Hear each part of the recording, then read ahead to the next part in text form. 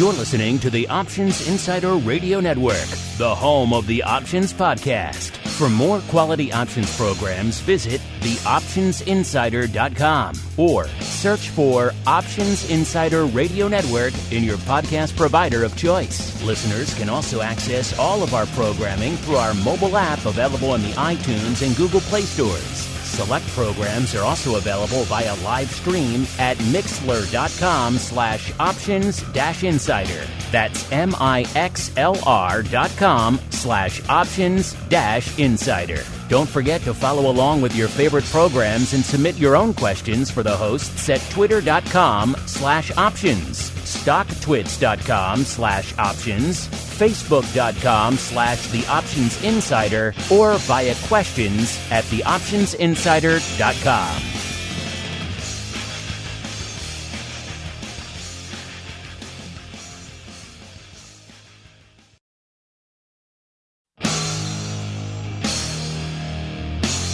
And now, it's time for the show that breaks down the options market from unusual activity alerts to market analysis, strategy overviews, listener questions, and much more. If it involves puts and calls, then our all-star panel will break it down.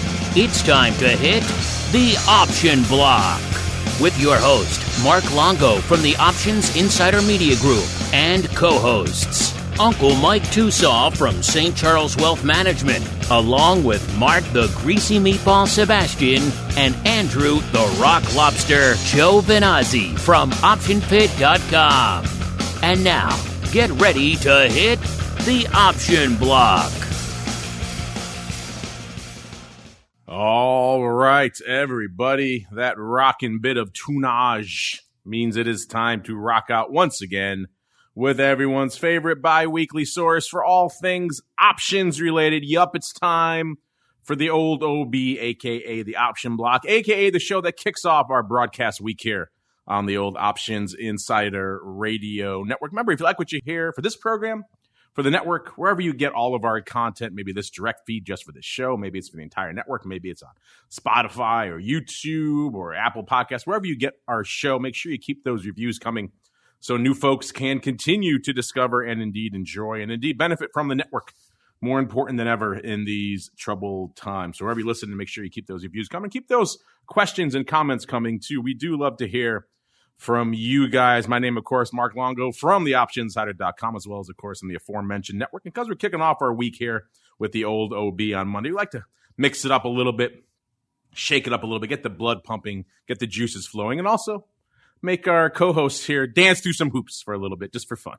So we're going to kick it off, as we have been doing for the last month or so, with a fun theme song from the 80s. Let's see what we have queued up here for our listening pleasure today. Be warned, it is probably going to be an earworm like all the rest of them out there.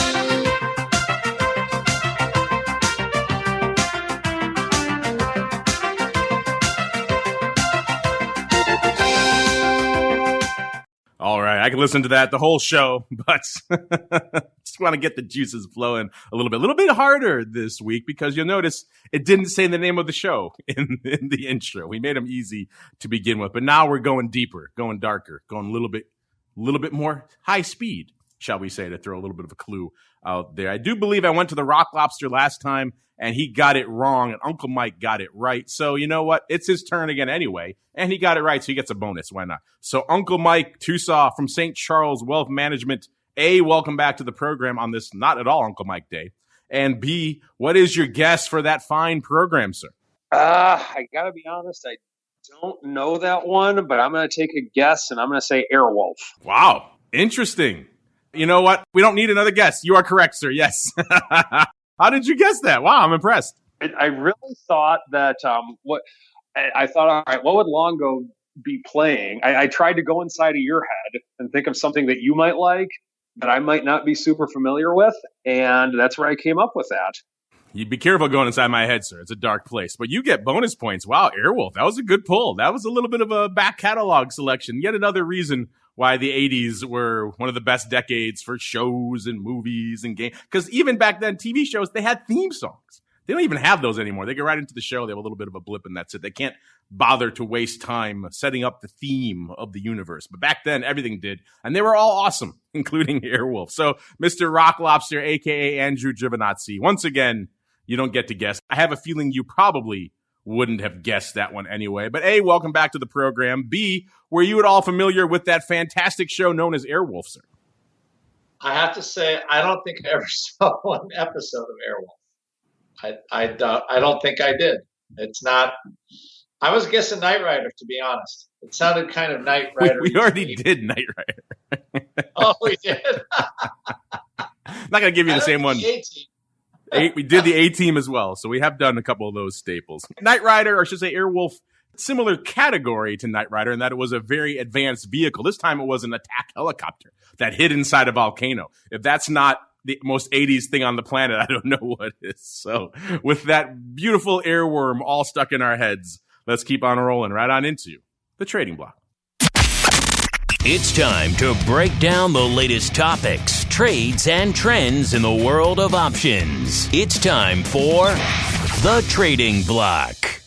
All right, everybody. Welcome to the Trading Block, the portion of the show where we break down what the heck is trading. I just thought of a bonus victory present for our little guessing games. They get to go first for all of our segments out here for the rest of the show. And Uncle Mike certainly earned it with that pull out of his back pocket, to say the least. But let's set the table here. What's lighting up our tape? I joked at the top of the show, it was not an Uncle Mike day, and it is not. It is blood red out there to kick off the week. So we're extending this period now of a little bit of a sell-off. I do believe at the end of last week, it was the first time in about a year that the markets had 3 successive weeks of down, effective closing down on the week. So interesting period we find ourselves in now, coming off the heels of another interesting weekend. We said it before many times on the show. There is quite literal weekend risk out there these days, and has been for quite some time. You don't really need this past weekend to drive it home, but in case you've missed that lesson for a while now, yeah, we do have weekend risk. Things happen. Supreme Court justices die. Pandemic news gets worse. All sorts of things happen. So if you're putting on crazy short premium trades and going to try to harvest and leaving them on for a couple extra cents through the weekend, if you haven't learned by now, maybe you shouldn't do that. I don't know what it's going to take, because coming into today's show, we're seeing lots of red on the screen again. Dow off nearly 3%, off 800 plus handles. People like quoting point totals in the Dow. I get it. It sounds cool. So we'll do it too. 800 plus points in the Dow. S&P 2.33%. NASDAQ off, rarely the laggard today. Usually it's leading the charge to the dark side. Today it is the laggard of the bunch, only off a mere 1.4%. We're actually seeing some of the exacerbation in terms of vol coming in a little bit. We saw VIX was threatening 30 not too long ago, right before the show. Now it's almost a little bit shy of 29, about 28.8 when we kicked off the show. That still puts it up about a handle from last show, but a little bit quieter than it was earlier in the sell-off. VVIX, a.k.a. the vol of vol, was at about a 111 and change. That puts it up about 7 handles. So remember I said on our last show on vol views, we broke 100. That happens very rarely during this pandemic. It happened once before. That was back in February 20th. So once we broke 100 to the downside, I used to say 75. In the pandemic, I think the new baseline for the downside is 100, certainly 95 at the very lowest. So once we hit 99 and change past week, I thought something probably was afoot, hence my vol prognostication on the crystal ball. And VXX at about 25.6, up almost a full point. It was up a full point. Now it's given up a little bit of that as well, up about 0.8 out there. What's driving all this? Well, of course, more sellers than buyers. That's the summation of it all. But people are getting spooked. Some renewed concerns about what's going on over there in Europe with regards to the pandemic, potential additional lockdowns there for London and Madrid and other areas of the European Union over there. Of course, you also have the death of the Supreme Court justice, highlighting some of the political divide here in the U.S. and a lot of other fun things. And of course, the financials getting hit as well because of some pretty salacious money laundering allegations floating around out there. So a lot of things combining to drive us to the dark side out there today. And when it's getting dark out there, you know who I turn to. And today I have to as well, because he won our guessing game in such dramatic fashion. Mr. Uncle Mike a.k.a. Stringfellow Hawk himself, a.k.a. the captain of the Airwolf. Mr. Uncle Mike, sir, what do you have in store for us, sir? I'm going to send you an Airwolf t-shirt if I can find one, sir. Yeah, that was a show. I never got into it. It was, I guess there's too many other great shows in the 80s. You're too busy watching Knight Rider. This was like Knight Rider in the sky. Pretty much. I mean, the concept of it's great, but that was an honest guess. I did not cheat. I just tried to think what Mark Longo would do. It didn't sound like a comedy theme, and I was just trying to think what would Longo think, and that's where I came up with it. Let it percolate before you go on. I was going to say it one more time. An attack helicopter inside a volcano. There, let it percolate for a little bit, sir. Think about that. I mean, I'm going on YouTube tonight, and I know what I'm doing the rest of the night. So that's what I'm doing. But yeah, with this market today, we have some bad stuff happening in the banks, like you had said. We had a Supreme Court justice die. We have political divide. We have, the coronavirus. We still aren't too friendly with China right now in the trade world. And we have the whole TikTok thing going on right now. So with all those things, the surprising thing that I'm seeing is that the market is still positive for the year. Not much, but it is still positive on the year. So we did dip, at least on SPY, we did go negative on the year briefly earlier today. And so I actually had to get out of one of my trades because of my rules. We're up about maybe 16, 17 points right now as I'm looking at this on the S&P 500 on the year. So we're there, but we're basically right back where we started. But with all those things going on, I think it is very surprising that the market can still stay positive for the year with everything. Financials are getting hammered right now. Looking at XLF, the financial ETF, that's down almost a dollar right now. It was at 20. It was well into the 24s. It's now 23.62. So that's one of the big things that is driving this market down at this point in time. Apple's actually up on the day right now. So it's not everything that's happening. It's more of it's not necessarily technology pulling back. It is more along the lines of the financials, along with other things that are happening to the market at this stage in time. Now, what we're going to have to be watching in the coming weeks is going to be a few things. The debates, if Biden decides to debate Trump, if that's going to happen, we're going to have to be watching that. We're going to have to be watching how different things will go through. The Big Ten is playing football right now, so that does tell me that we are looking to try and go on as a society, even though it is going to be very different, of course, but we are trying to go on, so we're not totally locked down like we were last March. So we're making efforts. The other thing that we're going to need to watch is as the weather gets colder, what are restaurants going to do? Because we're not going to have a cure for COVID in the next couple of weeks. And it's going to start getting cold here in the Chicago area, along with other parts of the country. And we can't rely on just having people eat in the parking lots for restaurants like they have been over the summer. So that's the other thing that we're going to have to be watching. So I think there's not necessarily a lot of bad on the horizon, but there's definitely a lot of uncertainty on the horizon.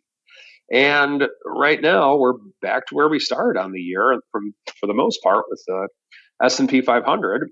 And so we're going to have to keep a close eye on it to see if we can stay positive, go negative, whatever the case may be. And, you had mentioned weekend risk. I'm actually kind of excited about the strategy block because I did a weekend risk strategy over this past weekend and talk about a little bit more of the strategy block today. And that is what I have for what I'm seeing right now, Mark. Look at you taking advantage of current events for a very timely strategy block. It's almost as if you're the person who won our thematic guessing game, sir. That's the kind of thinking I expect from a person who could pull Airwolf out of their back pocket like that. Now let's turn the tables to someone who couldn't possibly do that because he missed the entire decade of the 80s, apparently. He is the rockingest of lobsters, Mr. Andrew GIOVINAZZI. Mr. Rock Lobster, sir. We know you weren't watching any cool shows during the 80s, so clearly you were glued to let's say, probably the OEX back then, because that would become the precursor to what was now VIX today in terms of the volatility index. So is that what you were doing in the 80s? Instead of watching Airwolf, you were watching OEX tick, sir? Yeah. Well, let's see. I'm trying to think of the 80s. Okay, so I was in high school, and then I went to college. And in college, I didn't watch a lot of TV. So there's just other things to do. So I've never actually been a big TV watcher, to be honest. Who was the star of Airwolf? Who was the actor that drove the helicopter? This is the deep pull. Jan Michael Vincent. He did pretty much one show and one show only before he completely imploded into all sorts of disaster. But for that one show, he was glorious, sir. Hey, well, you know what? When you got the three names, Jan Michael Vincent, that's quite. And you know what his character's name was for this helicopter, that attack helicopter that flew out of a volcano? His character's name, Stringfellow Hawk. Just ruminate over that. Stringfellow. Is that not an 80s show name if ever there was one? Wow. You're right. It did have it all. It had like the secret volcano. Oh my gosh! It had it all, and then some. It's just a grand thing. Interesting. What do we have now today? So from what I can tell, the SPX is lower than it was when we had that kind of QQQ apocalypse, I think, not very long ago. So I'm looking at that. So it almost is like today is sort of like a little bit of a Groundhog Day, because we had everything that is COVID related is up today. Like Peloton, that's a good one to watch if you're trying to see which way the wind is blowing. Snap, Square. Let's take another look. Even Walmart, actually, which did better during the pandemic, is up a little bit. Zoom is up a bunch. It was just below. I think it was just trading 360 not very long ago. It's back to 460. Of course, Tesla, because it's Tesla. Roku up a bunch. I think it's close to an all-time high if we're not there. So you have Netflix, and then, of course, NVIDIA, because it's NVIDIA. So so when you look at this, you go, okay, you have all of the COVID stocks up. And I think the news out of Europe is, I guess they're not the only one having a hard time, because they're like struggling with lockdowns and everything else. And I guess the CDC put something up on our website, then took it down again, their own website, and took it down. So I don't know. And then you have Sweden, apparently, that still people are going to restaurants and they're doing, but they're not. So people are dying from it, but they're kind of going on because they just figure, everybody's going to need to take care of themselves. There's so many currents. And then, of course, in Asia, it's not a problem, apparently. So it's kind of odd, actually. So where, what, how, or who did a better job, or where is it worse? Like, so is it worse in France than the U.S., or why are they having more of a problem than we are? Like a lot of just odd currents on this. So when you have the news, it's bad. And of course, oil and commodities are getting smoked today. So it's another thing, like I just keep watching. I was like, okay, yeah, oil stocks can keep going lower. And eventually I'll buy some more. But right now I'm not doing anything because they keep going lower. I just wait another day and they're lower. So you have that part going around, which is like no oil demand. Airlines, Boeing are weak again. All of that stuff is, bad forward outlook. It's also the stuff that can change if we have, if the vaccine talks get better. But there was like talk of vaccines and fast trials a couple of weeks ago, and things looked a little better, and everything has just gotten sad from there. And I think at this point, if you look at how vol is trading, all of the what I would call very expensive, or most of the expensive future premium has kind of been absorbed. So we're up to about $3 in the October cycle. And like I said, like when we were talking about how vol is going to work, the futures, probably as you get closer to the election cycle vol, that cash future and the VIX cash will probably just, get together. Most of the time when you have a contango structure, the back month vol stays high, and then all the shorter term vol just kind of dies if nothing's moving. Now we don't have that because the market's moving quite a bit. It's definitely over 2% today with a wider range. So vol looks fairly priced, just at a higher level. That's what the market that we have. So if you're waiting for vol to collapse, I think you're waiting for a while. The recent low is about 25. It wouldn't surprise me if we saw a number like that again between now and on the end of the October cycle.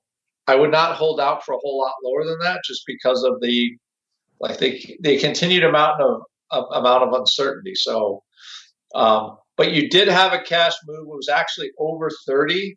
And then probably people that are trading VXX are like, oh yeah, vol's really ramping up. And VXX is up $1.11 today. It was up, I think, a little over $2 at one point, over 10% this morning. And then the vol came off. So normally, if you're a vol watcher or market watcher, I would say when you have a spike in vol in the morning and it's not sustained, usually the sell-off in the underlying, like an SPY, SPX, generally do not hold up. Because that bid for vol, when it dies, usually the sellers in the market tend to go away. And I don't know if the dog is wagging the tail or vice versa, but at least for today, just the bid for vol is kind of going away. It would not surprise me to see VXX close to unchanged on the day if this is what we got, because if the market does settle back only down, let's say 1.5%, that's a little less than a 32 VIX, and we're kind of there anyway. So again, since we're already pricing this more expensive vol, I would see this as more a good opportunity to get out of some of the long vol you have, or maybe get out of some of the SPY puts or calendars or something that you have, just because there's a bid for it right now.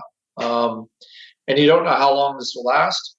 But that's what we got. So it's, again, more headlines.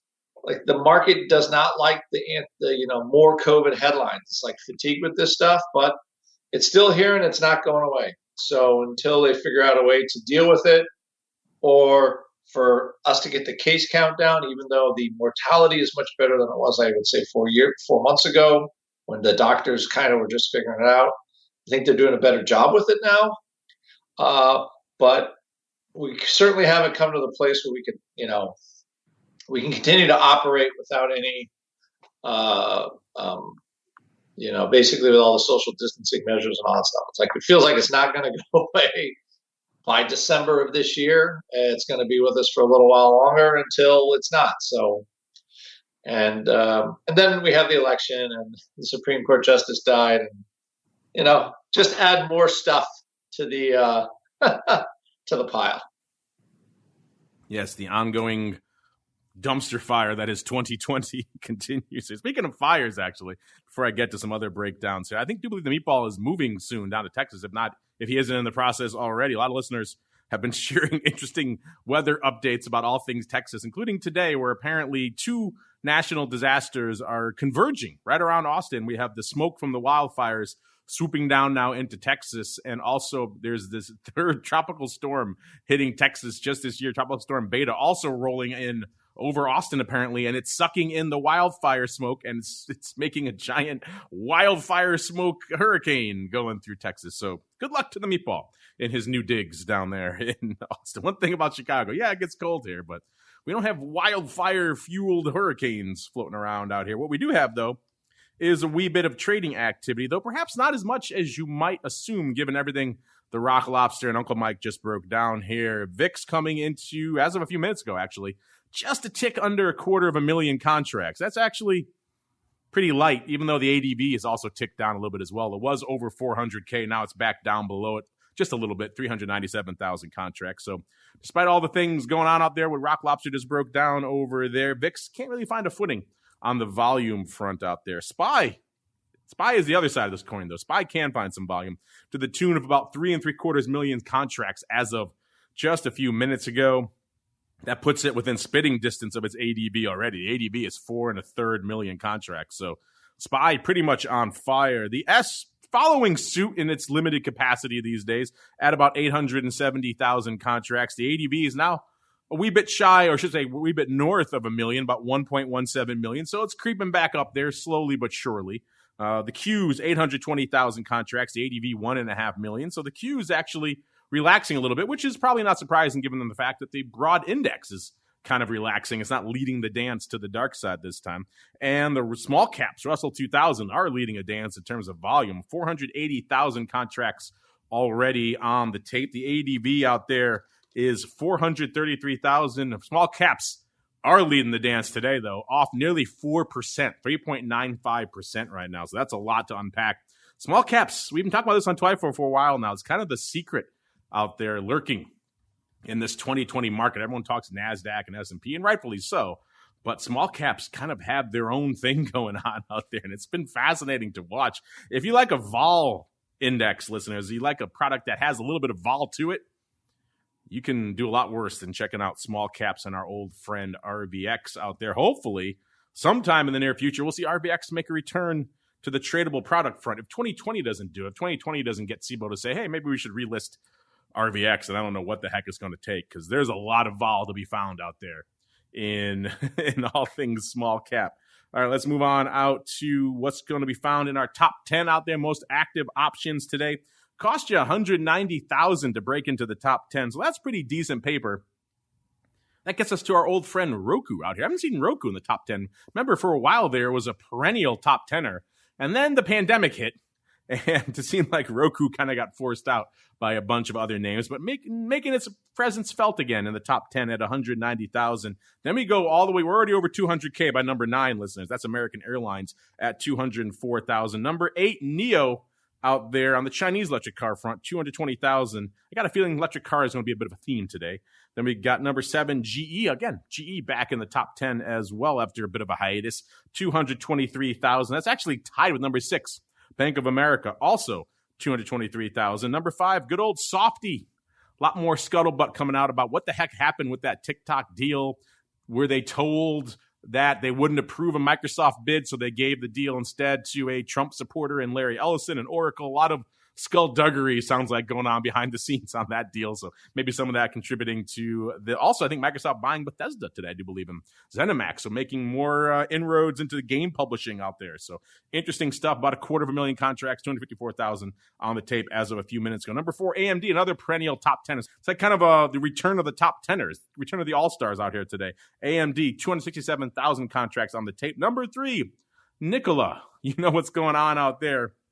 CEO steps down after a short selling report sparks an SEC investigation. He says, oh, there's no wrongdoing. I'm just going to step down to fight this, which is, if there's no wrongdoing, why do you step down? Very rarely do you see a short seller's report. These things hit all the time. Do you see them have such an immediate effect, which is kind of striking. And Nikola responding here with some options paper to the tune of 334,000 contract. Worth noting, I don't think they've even produced a single truck yet. So maybe that report had a little bit more meat than they were willing to let on of the company. Tesla, number 2, a paltry, a mere 683,000 contracts. That's a rounding error for Tesla these days. Number 1 with the bullet, as Uncle Mike pointed out, our old friend, the fruit company. Apparently people like the notion of the plastic band Apple Watch because they're doing 1.5 million contracts as of a few minutes ago. Let's look really quickly to see if there's any lurking biases. And actually, a lot of our paper today is pretty egalitarian. Microsoft, 56% calls, 44% puts. Don't see that kind of thing too often. Actually, I've joked before, we very rarely, if ever, see put-dominated paper in the top 10. We have 2 of those today, listeners. We have American Airlines with 60% of their paper coming on the put side of the ledger. And you probably can guess the other one, Nikola. 66% of that 334,000 contracts coming on the dark side there. So that's a very rare thing out there where we're seeing pretty much all put paper in those 2 big net. It's hard pressed to find one usually on the top 10, let alone 2. So that's kind of interesting. And you know what else? We'll get to the earnings in a little bit. We got to keep on rolling now. It is time for the odd block.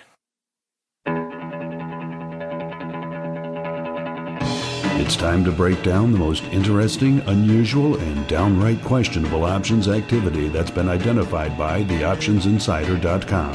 It's time for the odd block.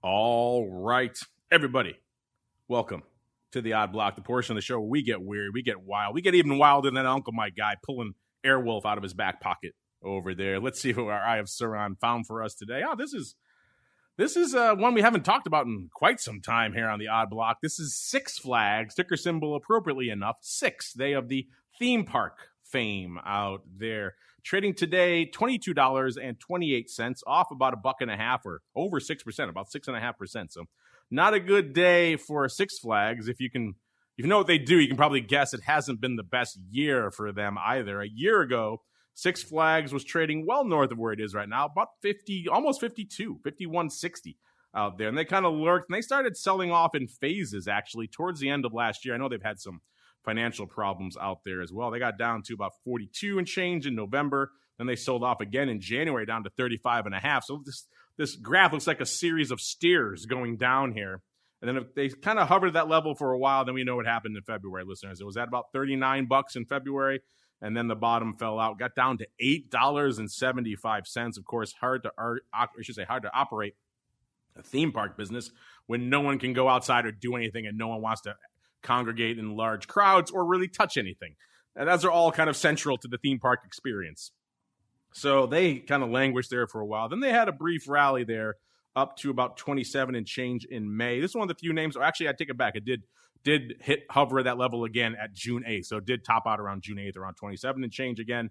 And then it kind of sold off down to about 16 and change in August. And it's kind of been slowly making its way back. Hit about 25 and change as of September 16th. And then now it looks like the worm has turned again. I'm not sure what the most recent news is. I'm a Six Flags pass holder. I haven't heard anything about what's going on with all that stuff over there. So I know I certainly haven't been there this year, and that's usually one we would usually hit during the summertime here in Chicago. So interesting things afoot. Let's see what our Eye of Sauron found. This actually is interesting. Mr. Rocklops, you don't see these too often for these kind of prints, but it has the whiff, dare I say, the air of a collar about it, Mr. Rock Lobster. First off, our Eye of Sauron found 6,902 of the OCK 25 calls for 55 cents, going up on the bid. These are 55 cents at 85 over there on the ARCA on NYSE. And that seemed kind of interesting. That was like, okay, looks like an overwrite in Six Flags, but we had a chance to dig a little bit into this one because it seemed like there might be other paper. Sometimes you just get that sense, the spidey sense tells you maybe there's something else afoot with this. So we dug a little bit more and found at pretty much the same time, about 3 minutes earlier, which in a name that doesn't do any paper, might as well be at the same time. We saw pretty much the exact same number, 7,000 even this time, of the October 20 puts also going up, this time for 80 cents, pretty much right off their bid. They were 50 cents at 85 out there. That one on the Philly. So different exchanges doing different legs, which is kind of interesting. And they also, that leg was marked as spread, but the other part of this was not. But it has the whiff. Around the same time, Mr. Rock Lobster, I put less and less stock these days into these trade tags because they can be gamed in a number of different ways, including the fact that they put them up late, which the calls were, which is probably why they wouldn't put up next to this spread. They seem to be conspiring to try to confound us here on the Odd Block, Mr. Rock Lobster. But you put these two pieces together, similar time frames, almost the exact same size, same tenor, and a name that doesn't do a lot of paper. If it looks like a duck, it quacks like a duck. It has the air of a collar about it, Mr. Rock Lobster. Someone perhaps a little bit concerned about downside below the 20 handle and willing to give up upside beyond 25, and they're willing to pay about 25 cents for it. Is that your takeaway as well, Mr. Rock Lobster? Or are you going to be diehard New England contrarian again, sir? I sometimes I think I although I was born on the East Coast, I didn't come back to it until I was in my 40s or something. But I left when I was 1, so I think there is that East Coaster is still sort of in there somewhere. You'll always be an old school New Englander to me, even though I spent clearly many more years in New England than you have. So this has, let me see, Six Flags. COVID sensitive stock? I think so. Just maybe. It just maybe. Is it going to get off the mat anytime soon? I mean, eventually. I think a lot of these stocks, this is the game. You have to play with them, right? Okay, it ain't worth anything now, but is it going to be worth something later? And I think, most long-term investing, that's what you do. You eventually think we'll get out of it, and hopefully Six Flags will be around and get some government and get another bailout. Who knows? Because everybody needs their roller coasters. But this has all the look and whiff of a collar. And I think that's not because the good thing about a collar with stock is just a long call spread synthetically, but it does allow you to trade something. So you have your collar, stock goes down, you close your collar for money, right? Then you reopen another one, but you really don't get rid of the stock. So you're trying to keep the stock position and, taking profits in the collar. So, given what we got going on, it's not a terrible strategy, I would say. Yeah, I was thinking the same thing. I'm not mad at this one. And you're right. It allows you to, in the rock lobster parlance, do stuff around that stock, which I know is your favorite thing to do out there. So, yeah, this is, sometimes take a dimmer view of doing collars all in the same month. People try to fight to make these things zero cost, and they end up picking strikes that aren't optimal. This guy didn't do that. He paid up for it a little bit, kept it all in October. It's kind of near dated, which is kind of interesting on this one. It isn't that far out. This guy has concerns. They clearly don't extend beyond October, or he's obviously going to be willing to roll or do something else. But still, it's hard to fault what we've seen with this name and what's going on out there. Hard to fault this guy for wanting to collar for it. And he got it off at a decent level, 25 cents. I don't think anyone's going to argue dumping that upside at 25. Doesn't seem like it's going to hit those highs again anytime soon. So an interesting collar out there in Six Flags. Do you agree, disagree, listeners? Think it's not a collar? Think it's something else? Hit us up. Let us know as we move on into our next name. I do believe this is a newcomer to the space. This is Global Payments Inc., ticker symbol GPN. This is a financial services company that provides payments out of Atlanta. Go figure. They are part of the S&P, by the way. And let's see, they're trading right now 175.71, off nearly $4, about 370, so a little over 2% out there. This is an interesting chart for this one as well. It was kind of on a nice run up going into the sell-off. A year ago, it was trading 159.66, so lower than it is right now. Rallied all the way up into early February at 208. It actually hit 209.62 ever so briefly there. And then we all know what happened after February 20th. Also, coincidentally, the last day VVIX was below 100 until this Friday. And they got down to 105.54, so it pretty much got cut in half over the course of a couple of weeks out there. Then it rebounded and it sold off, rebounded and sold off. And then it rallied again. Just take a guess. I dare you, listeners, when this name topped out. Oh, did you say June 8th? You are a remarkably astute audience out there. June 8th, 189.78. And then it has not looked back since. Someone should really discuss this more, this mini apex for the market out. Everyone talks about tech names and tech rec and all this. But June 8th was clearly a very important day that a lot of names have been struggling to come back to and have not had a chance to make it. And now we find ourselves at 175.71, off over 2% today out there. So not a good name, or I should say not a good day here for Global Payments. Let's see what our Eye of Sauron found out here. Well, given today's sell-off, maybe it's not surprising that we're seeing action on the put side of the ledger. It was in October yet again, so near-dated puts, Mr. Rock Lobster. The OC, let's see, 160 puts going up 6,075 times for $1.95, kind of mid-market, leaning towards the offer, I suppose. This market was pretty atrocious. You could drive multiple Nikola trucks through them if they ever were to make one. 80 cents at $2.75 out there. So $1.95 is where these puts went up. Let's see, the market was for 17 at 65. So even at that atrociously wide market, they would only offer 17 by 65. So yeah, to say the liquidity infrastructure is a little bit stretched at the moment, probably underselling it out here. But the 160 level is an interesting one. That's pretty much, they hit that pretty recently on July 13th. And then looks like they threatened it again. They got on September 11th, they got down to 166. So they have tested that low a few times of late post-pandemic. Obviously, they were well below that in the immediate blush after the pandemic. So it's an interesting strike if they were to buy it for hedging. Also an interesting strike if they were to perhaps draw a line in the sand. I know you like yourself a little line in the sand put, Mr. Rock Lobster. So I have an idea maybe where I think you're going on this one, but what is your take on these funky quasi mid-market out of the money puts here in Global Payments Inc., sir? This is a very interesting one. 160 feels a little tight for a line in the sand. I mean, it looks like a level that's sort of, except for like the bad month of April, we'll call it, or the bad month of March.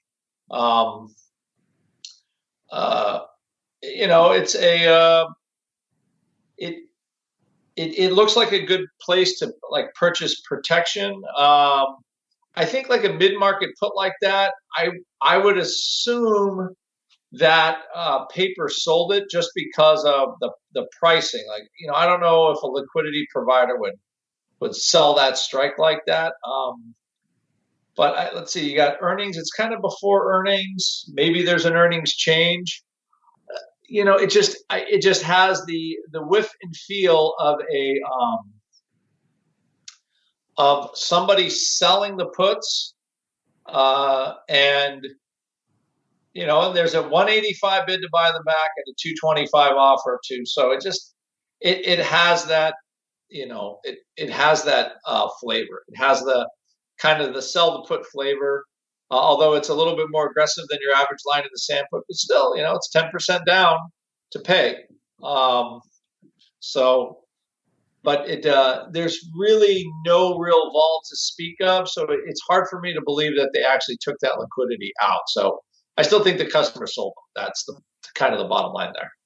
Yeah, I'm trying to dig in and see if I can find what happened on the IV on that strike. It's a little bit buried in here. Maybe I'll get to that while Uncle Mike is analyzing some fun strategy. But before we get to that, we got one more to parse. Mr. Rock Lobster, you asked ever so nicely the other day, and by nicely I mean with great umbrage, to review some of your recent line in the sand.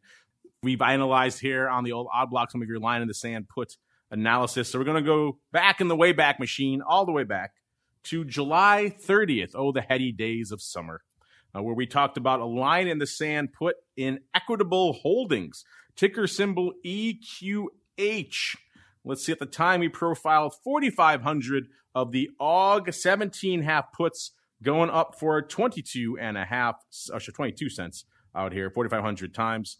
There were earnings coming up. Let's see, this went up on July 30th. There were earnings on the 4th, so it seemed like someone perhaps harvesting a little bit of the old earnings risk premium as well. This was July 30th. Let's see, the stock on the day of the trade was 1993 at the time this trade went up. So had a wee bit of wriggle room to the dark side there. And lo and behold, by the end of the month, where was the stock? 21.44. It never really threatened that strike, listeners. So looks like our friend kept all of his 22 cents, didn't bother to close them out. They were still open at expiration. Another sign that he probably wrote these bad boys here. It looks like, Mr. Rock Lobster, we're 2 for 2 here on our reviewed line in the sand puts. These bad boys seem like they went out worthless, and our friend kept a cool, $99,000. Is that your takeaway as well, sir? Well, that $100,000 is kind of the magic. It's sort of. What did you call that? Girlfriend Ferrari money? That's what you called it last year? It's Ferrari for your girlfriend money.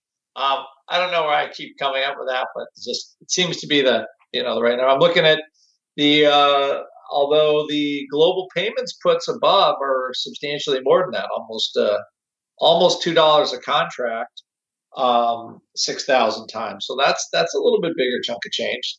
That's Ferrari for themselves, I think, at least one of the new, really cool new ones. So, I think the line of the sand put sellers, as they normally wait for really a good opportunity and a decent price, and they're looking for just some kind of yield to hold for the month. So I think they're paying. So again, line of the sand still producing some. Let's just call them. I almost think of these as like a dividend play if you want to own the equity. If you're an investor and you think of stuff like that, where listen, I just want a 22-cent dividend to hold this underlying. And if it so happens I take delivery, I'm going to get delivery, 10, 15, 20% below the current price. So if you think about it like that, it's much easier to be an investor like that. I think that's more along the lines of the TOSAW kind of concept on, getting paid, to wait. And that's kind of what you're looking for, I think. All right, and what our listeners are looking for, it is Monday. It means they want a little bit of Uncle Mike in their lives. So without further ado, it's time for a little bit of the old strategy block. It's time to dispense options wit, wisdom, and education. It's time for the Strategy Block. All right, Mr. Uncle Mike, I believe you alluded to it at the top of the show. You said you have some fun weekend risk-type trading in store for us. So without further ado, sir, have at it. What is up in your strategy block for today? Okay, I've said on this show many times, I hate weekends just because you have no control. Even if you are trading futures, futures don't trade on Saturdays. So yes, you can do something on a Sunday night, but gaps can kill you. I hate gaps. Gaps are a horrible thing. So you have to always be prepared for them and you have to plan for them. So what I did this past weekend is I was short a put spread going into the weekend, and I wasn't predicting this downturn over the weekend by any means, but I was scared to death, as I typically am going into most weekends. And so what I decided to do this weekend was I had a put spread, and I can't say the exact strikes due to compliance, but I had a put spread that I was selling out of the money, and it was pretty decent amount out of the money, but stuff can happen on weekends. And so what I decided to do this weekend is I took a half position. It was the put spread expired 2 weeks from last Friday. I took a half position on a long put spread, same strikes, that expired today. And so with that, what ended up happening... Oh, you let this hang in there, Uncle Mike. What ended up happening? It all happened, and then I watched Airwolf. No. But what happened is the beneficial thing to what I did was that if we have another weekend, we didn't, but if we had another weekend like one we had last March, I could sleep at night. And so I personally like sleeping at night. It makes me a better trader. It makes me a better financial advisor. It makes me a better human being. So what happened is the markets did, of course, gap down, and I got out of that long put spread for a small profit. So as they went down, what ended up going on was I got out of the long put spread, and now I'm in cash at this stage. Just as a method of risk management, I may get back in at the end of the day. I haven't made a decision yet. But what I was able to do is I paid just a couple pennies for this garbage put spread that expired today. And by doing that, it took a little bit off of the premium I collected. But let's say that we would have gone down way more significant than we did. I made a few pennies on this trade, which is fine. It's better than losing money on it. But I had the protection in place to where for a couple pennies, I took away weekend risk. And if we would have opened just somewhat down or just a little bit down, and I could have just only lost a penny or two over the weekend, that is well worth it to me. Now, I ended up making more on it. And of course, it's a hedge, so I ultimately was down on the trade. But the point is that weekend risk is very real, especially in markets like this. And so you have to prepare for what could happen over a weekend where you have no control. So what I did this past weekend is I bought a garbage out of the money put spread, and that actually mitigated a decent portion of the risk on my typical long put spread. And does that mean it's something you should do all the time? No. But what it does do is it's a way to get some pretty inexpensive sleep. And if we were to go down further, then it really would not have hurt me overall had we gone down another 100 points in the S&P. And so something to think about over the weekend. Those garbage puts might be worth something to somebody. There you go. Garbage puts, your weekend risk trade extraordinaire. As we head on into our final segment, it is time to go around the block. It's time to tell you what we'll be watching on our trading screens until the next episode. It's time for Around the Block. All right, everybody, welcome to Around the Block, the portion of the show where we break down what the heck is coming up on our trading screens for the rest of the week. And there actually are some earnings popping off this week, so if you need a little bit of just some micro focus on some single names in your life right now, you can't handle all the macro, I got you. We're with you here. We got you covered here. Let's kick it off. You have, of course, the earnings move results, earnings season reports. All of those can be found completely for free. TheOptionsInsider.com, including this latest one with some reports coming up for this week, including some names you may have heard of, like Nike and the Meatball's favorite, Darden Restaurants, or Rite Aid, a.k.a. RAD. I love that ticker. And Costco out there. Let's break down a few of these. Nike, first up, they're popping off tomorrow after the bell. At the time of this report, they were trading 114.66. They were pricing in $6.82. In the past, they've moved $5.09. So looks like a little bit juicy on the vol front, which, again, if you've been paying attention, you know, hasn't worked out so well this season. Let's go back. Darden Restaurants, they're on the 24th before the bell. They're trading about $90 even. They were pricing in $6.07. In the past, they've moved $6.83. So a little light. Probably makes sense given what we're seeing out there. Rite Aid, a.k.a. RAD, a whopping $13.44 out there. So a little light on the Rite Aid front. They're pricing in $2.02. In the past, they've moved $1.69. So a little bit extra juice in the Rite Aid camp this cycle. And last but not least, Costco, a lofty $335.96 as of this report. They're pricing in just a little bit shy of $15, $14.94. In the past, they moved, get this, $9.88. So some folks are expecting a wee bit of movement, a wee bit of juice out here in Costco. They are reporting on the 24th after the bell. That's just a handful of names we have out here. We have a bunch of reports here for this week, for previous weeks. We have the results reports as well. We have the season, all that good stuff you guys can find completely for free. TheOptionsInsider.com. But now let's go around the horn and see what everyone else is watching until we can gather here, at least for this program. We'll, of course, be on throughout the week on the network listeners. But for these two schmoes, get them back here on Thursday. Before we do that, let's see what they're watching. Mr. Rock Lobster, we'll start with you. What are you watching for the rest of the week until we can gather back here on Thursday?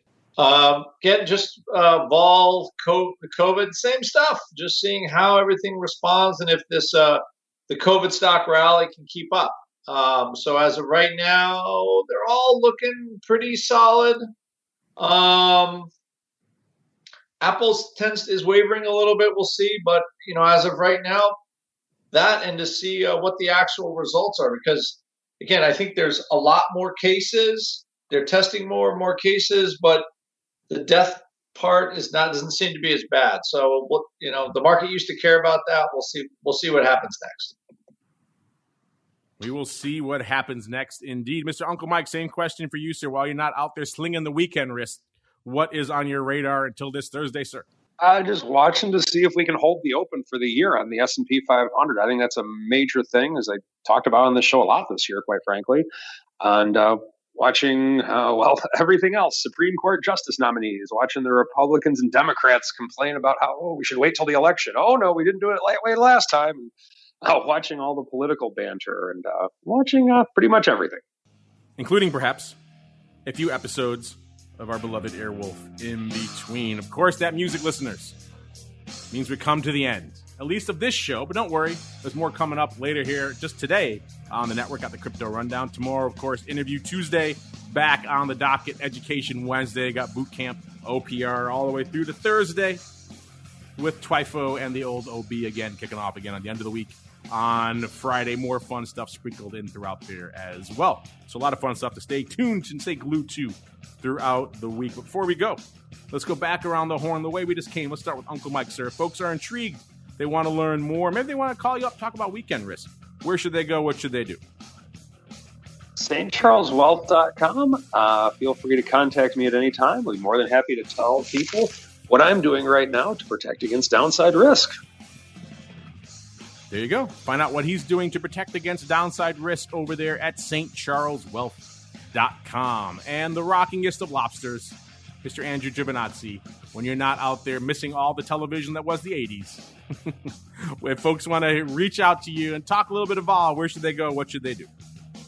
Optionpit.com. Go to the memberships page. You can see all of our vol trading club, trading legion, learn how to trade kind of this long gamma stuff.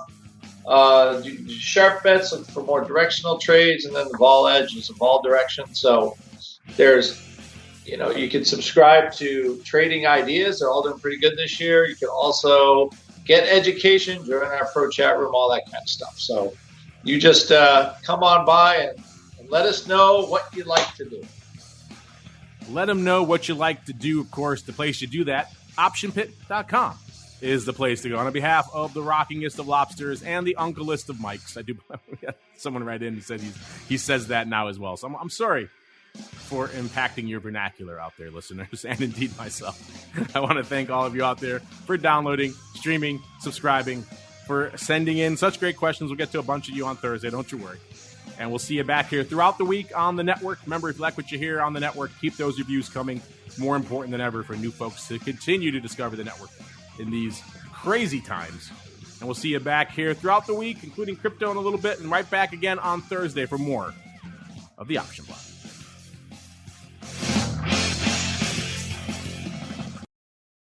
You're listening to the Options Insider Radio Network, the home of the Options Podcast. For more quality options programs, visit theoptionsinsider.com or search for Options Insider Radio Network in your podcast provider of choice. Listeners can also access all of our programming through our mobile app available in the iTunes and Google Play stores. Select programs are also available via live stream at mixlr.com/options-insider. That's mixlr.com/options-insider. Don't forget to follow along with your favorite programs and submit your own questions for the hosts at twitter.com/options, stocktwits.com/options, facebook.com/theoptionsinsider, or via questions at theoptionsinsider.com.